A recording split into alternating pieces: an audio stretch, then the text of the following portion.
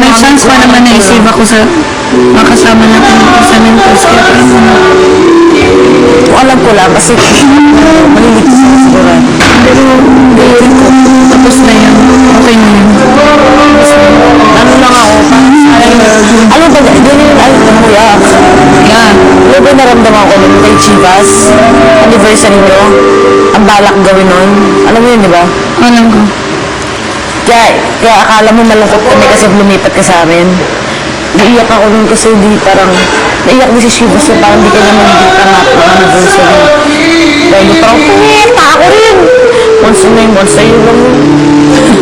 Tapos hindi niya ako kapansin. Ay, mamamatay ako. Yun nga, naisip ko parang buwisit. At least diba, tumang bait ng PDA. Ay tatalo kami nun.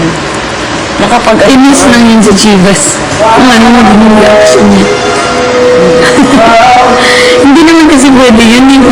Hindi agree, diba? Grabe naman. Okay, kahit anong mangyari, pipilitin ko. Kawawa yung mga ako. Tapos ano pa naman yun. Pero sa depression nun, bago yun. Kasi tahimik lang siya nag-iisip nung una. Kaya natin ito.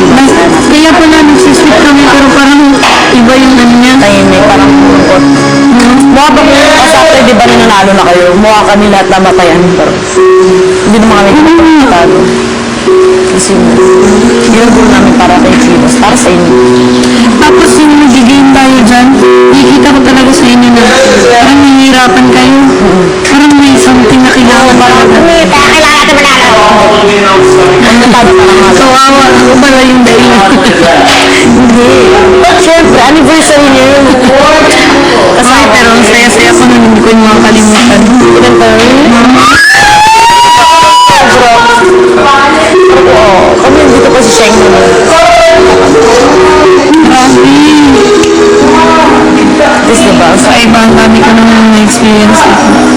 Ang nagbago sa akin dito, yung emotions ko, kaya ko na-control kahit pa paano. Kasi, pag ako, imagine yung depression ko, minsan, pag ako na-depress, araw-araw ako iiyak.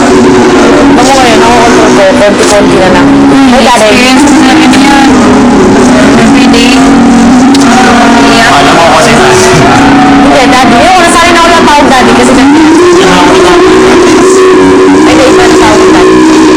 Layo mo. Okay na. At natuto ako dito na magkaroon ng pili sa sarili. Sa labas na lang. Ito, nagkaroon parang, sabi nila, ganito ko. Kaya ko, parang ganun ko pasok sa Yun din yung pag-interview na ko yung sasabihin.